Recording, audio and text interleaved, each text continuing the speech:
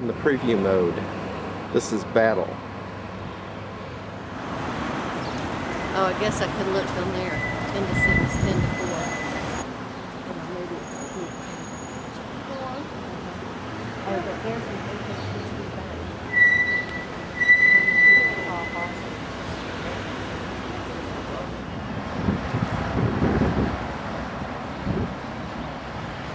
This is the town of Hastings.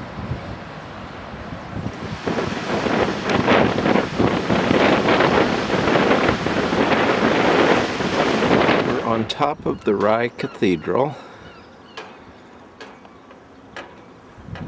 Can't believe Michelle actually climbed up here, but she did it.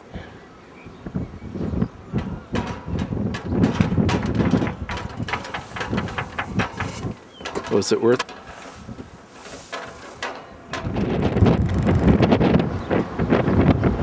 We're up in the bell tower of the old Rye Church.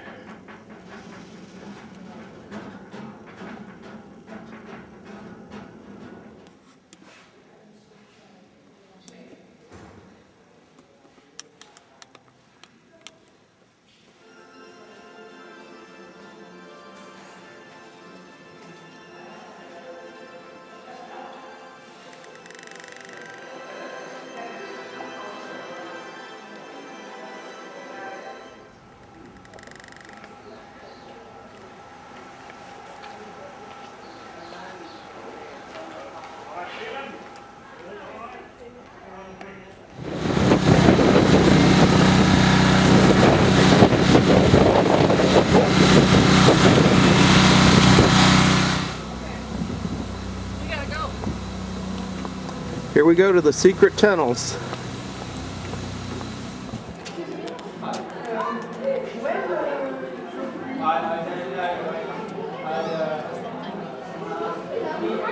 This is Canterbury Cathedral.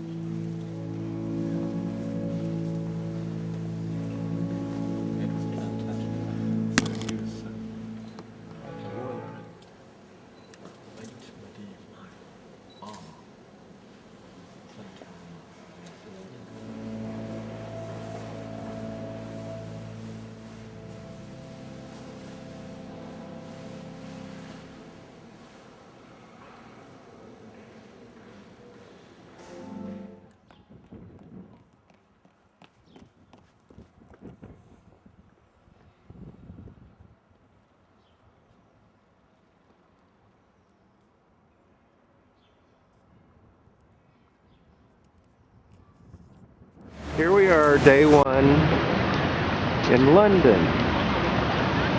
We're at Talparker Square. Talparker Square. I'm not sure how to pronounce it.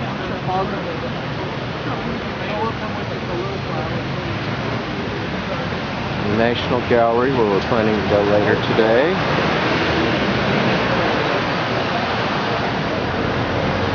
We just rode in on the train.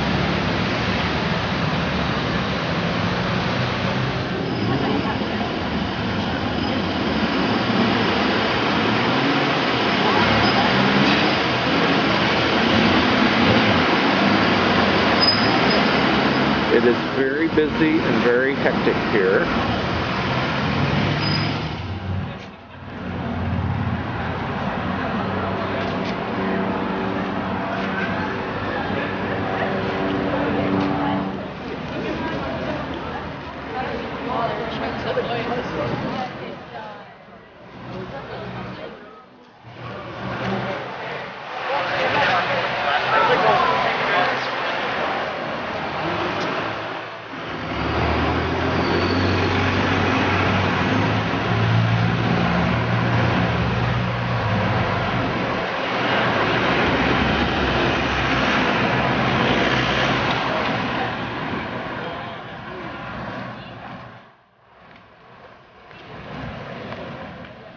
Parliament.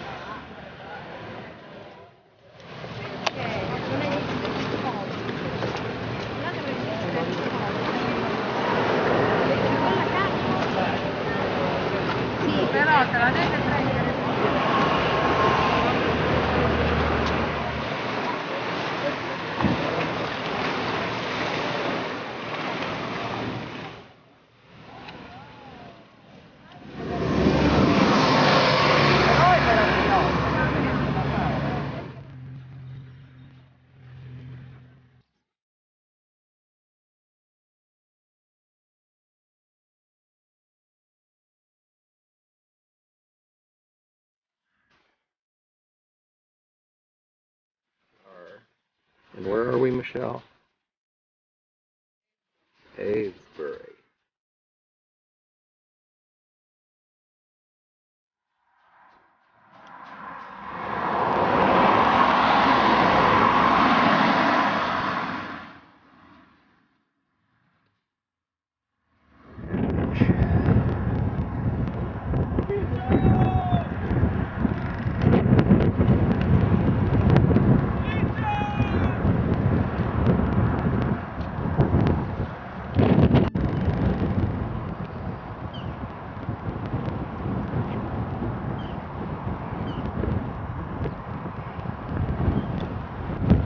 Here I am at Stonehenge, about to get blown away.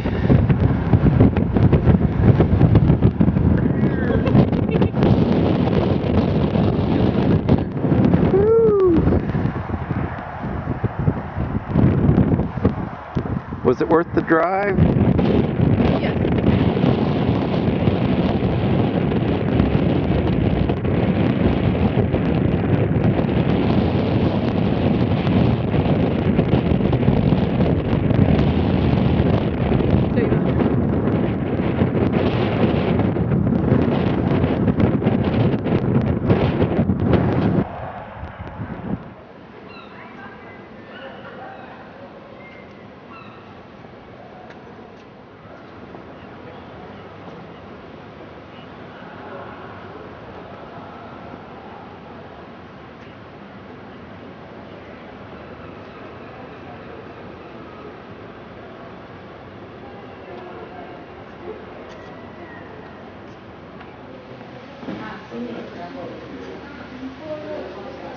This is the way the complex looked at its peak.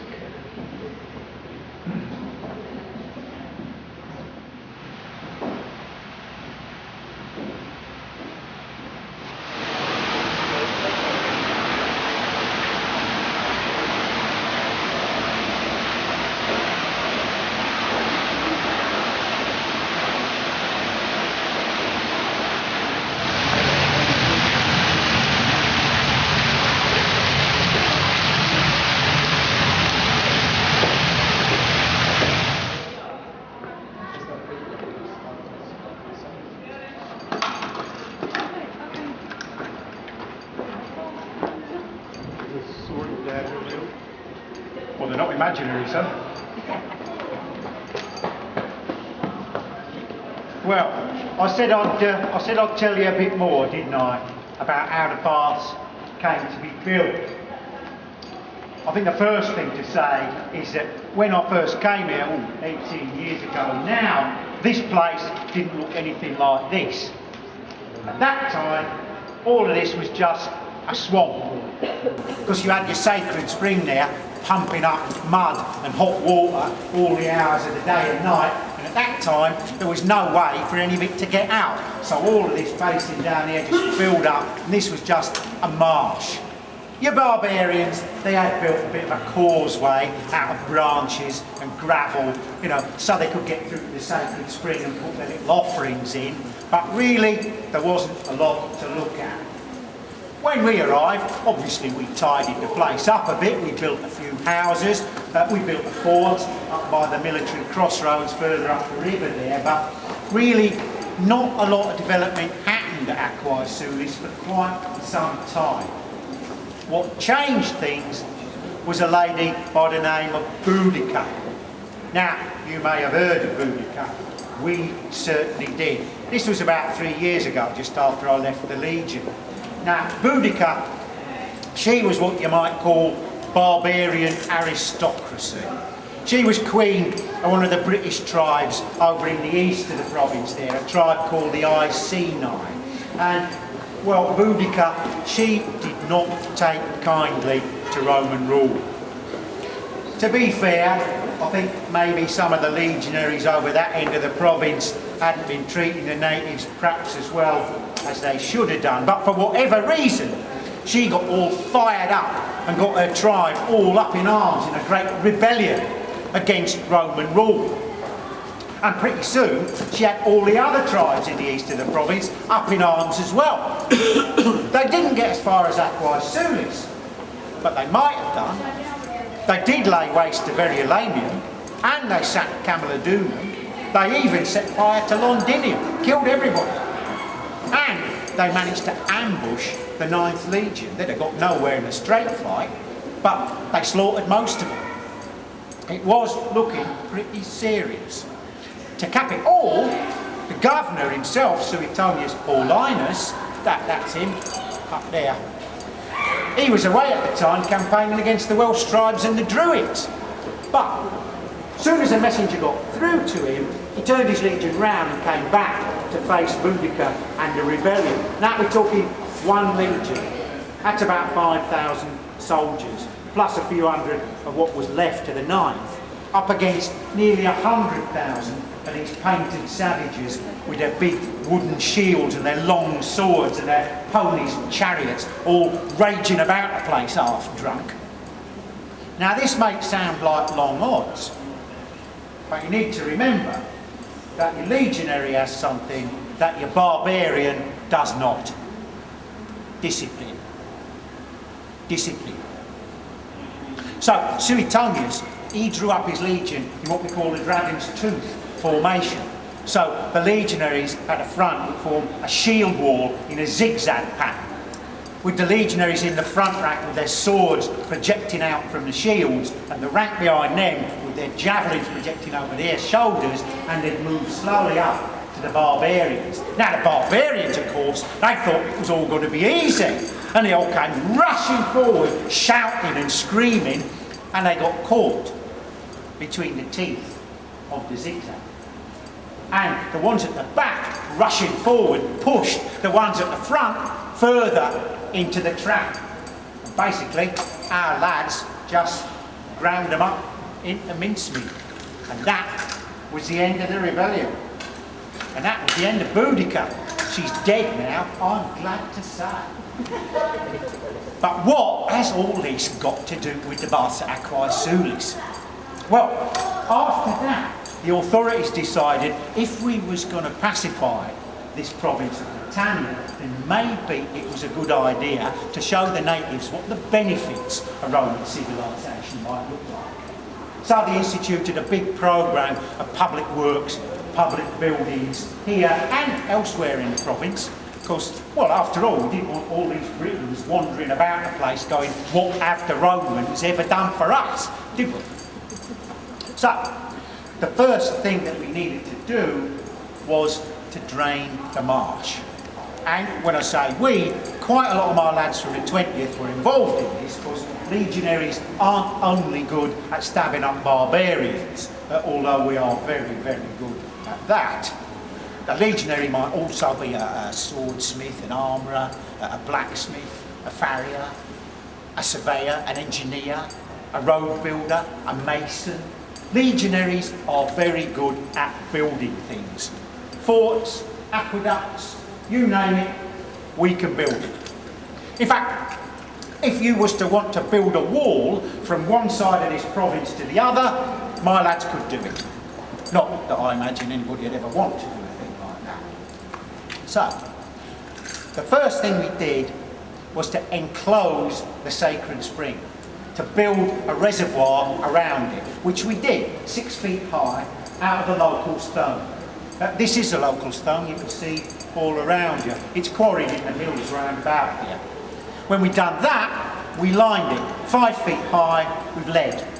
The lead's also local. The lead workings are in the Mendip Hills, about 20 miles away. Though I should say that quarrying and lead working are not work for legionaries. That is more for your slaves, your criminals, that class of people. But once we got the reservoir watertight, then we could start to build channels and culverts to take the water away down to the river, the Avon Flumen, down in that direction, and start to drain the marsh so we could begin building the temple precinct and the Great Bath. The bath, as you can see, is very large. It's actually the largest in Britannia. On account of the special nature of the waters, we got baths everywhere in the Empire. And elsewhere, the waters are heated by men. The waters here are heated by the divine power of the goddess, which is what gives them the special healing qualities and why we built the bath so large. It's 5 feet deep. It's lined with 45 sheets of Mendip lead. For two reasons. One, obviously, to keep the sacred waters in, but also to keep the cold groundwater from seeping up and cooling the bath down. We also built pipework, plumbing, stuff like that. Impressed the hell out of the British, that did. They've never seen plumbing before. That's one of our pipes you can see there. Needs a bit of repair actually. It's meant to run to this fountain here. The way you build pipework is you get a nice straight pole, you get a sheet of lead, hammer it round the pole, hammer a seam onto it, make it watertight, knock the pole out, pipework. And we use that to run the hot spring water into other parts of the baths like that. And already, Aquae Sulis is getting a name as a place where people come for their health, their physical health and their spiritual health. And we got physicians, oculists, people like that setting up business in the town. And people come from all around to ask favours of the goddess, because she is very powerful. I'll tell you, a couple of months ago, I had a toga go missing in the baths. I thought, this is a bit dodgy. So I got one of the scribes to make out a curse for me. The priest put it in the sacred spring. I made an offering, said a few prayers. A couple of weeks later, one of the bath slaves started walking very strangely. Turns out he developed the worst case of hemorrhoids ever known at these baths. Coincidence? I don't think so.